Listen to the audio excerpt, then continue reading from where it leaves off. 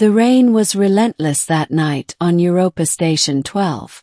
The colony's outer shield hummed against the sleet, a faint blue shimmer breaking the darkness. Inside the infirmary, dim lamps cast long shadows over shelves lined with ancient medical supplies. Dr. Elias Coran worked alone, sleeves rolled up, his hands stained with antiseptic and the ache of years spent mending bodies that weren't always human. Elias had joined the Europa frontier as a volunteer after the last Earth War, tired of patching up soldiers only to send them back into the killing fields. He thought the frontier would be quieter, more about survival than destruction. He was wrong. The alarm sounded just after midnight. A harsh, metallic buzz rattled the infirmary walls. The docking bay reported an unscheduled vessel limping in from the ice fields. Hull fractured, energy core unstable. Refugees, maybe. Or raiders. When the hatch opened, Elias's eyes caught hers. She was unlike anyone he had ever seen. Tall, with skin that shimmered faintly under the infirmary light like polished obsidian laced with silver veins. Her eyes, deep violet, were sharp but weary, filled with a quiet defiance. She staggered, clutching her arm against her body. "Stay back," she hissed when the guards tried to approach. Her accent was strange, her words bent but clear. Elias stepped forward, raising his hands in calm. "I'm a doctor. Let me see." She froze, her gaze darting over him, uncertain. Then, reluctantly, she allowed him closer.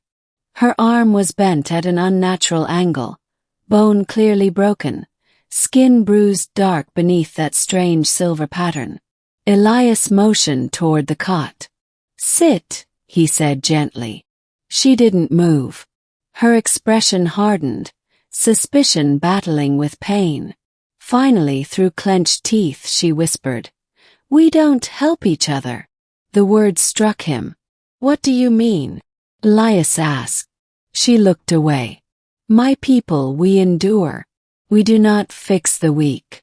Weakness is discarded." For a moment, silence hung between them. Then Elias, steady and deliberate, laid a hand over her injured arm. She flinched but didn't pull away. "Well," he said, voice low, "where I come from, we don't leave people broken." Her eyes widened. No one had ever touched her pain before. The middle, the breaking of walls, took hours to realign the bone. She refused sedation at first, pride etched into every movement, but when the pain grew unbearable, Elias slipped her a mild anesthetic anyway. She glared at him, groggy but unwilling to admit relief. "What's your name?" he asked while working. Her lips pressed tight. After a pause, she muttered, "Serenia. Serenia," Elias repeated softly, as if testing the sound. "Well, Serenia, you're lucky. Another day untreated, and you'd have lost this arm." Her gaze locked on him, sharp and almost accusing. "Why? Why what? Why would you care? I am not your kind. Not your problem." Elias tied the final bandage and leaned back. "Because you're alive. Isn't that enough?" Serenia said nothing, but her eyes betrayed a storm. Over the following days, she lingered in the infirmary. She refused to stay in the refugee quarters, instead claiming a quiet corner near Elias's supply shelves. She was guarded, speaking little, but Elias noticed her watching, studying his every move as he treated patients, offering water, calming children, even patching up raiders taken alive after skirmishes. Once she asked, "Why do you waste strength on the broken? They will only slow you." Elias looked at her then, tired eyes but steady. "Because once I was broken too. Someone chose not to throw me away." Her violet eyes softened, though she quickly turned aside. One evening, as sleet hammered the shield outside, Elias found Serenia tracing her bandaged arm, lost in thought. "My people," she said suddenly, Believe pain is a teacher. To heal it is to silence its lesson. You silence everything. Elias set down his tools.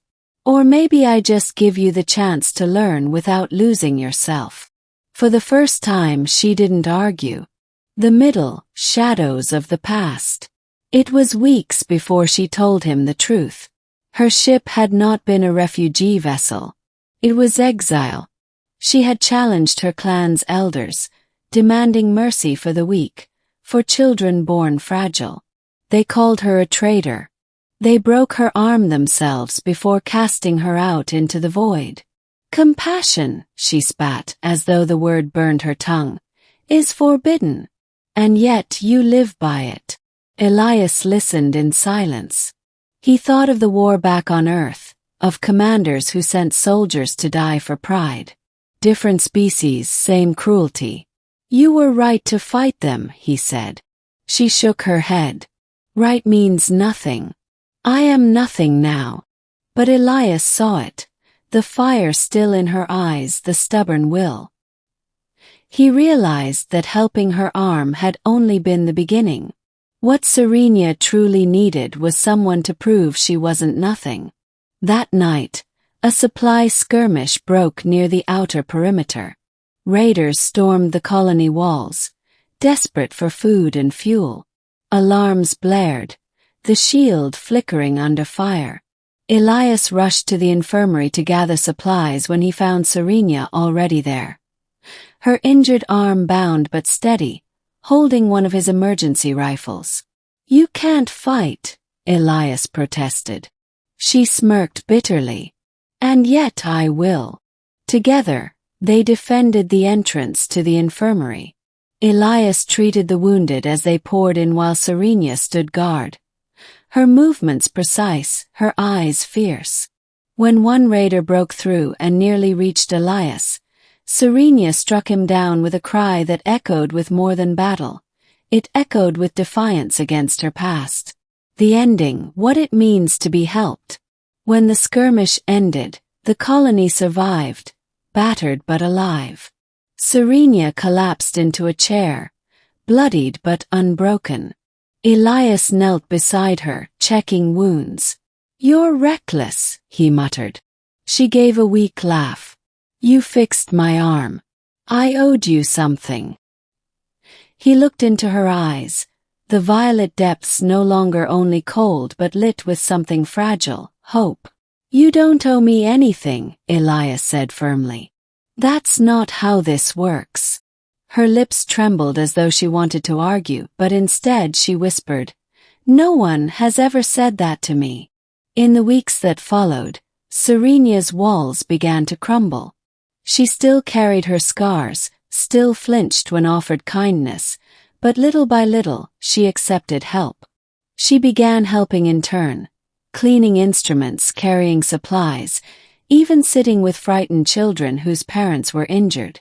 One evening, as Elias bandaged a miner's leg, Serenia approached quietly. You touched my pain, she said, voice low but steady. Not just here. She gestured to her arm. Here. She pressed her hand over her chest. Elias froze, humbled by the weight of her words. Her people had taught her that pain was to be borne alone, that mercy was weakness. But here, in a quiet infirmary on a cold moon, a single act of kindness had changed her life. And in her eyes, Elias saw something he hadn't seen since the war ended. Someone worth saving who also wanted to save in return. For Serenia, it was more than healing a broken bone. It was the first time in her life she had been seen not as weak, not as discarded, but as someone worthy of care. For Elias, it was proof that even in the coldest reaches of space, compassion could still ignite warmth.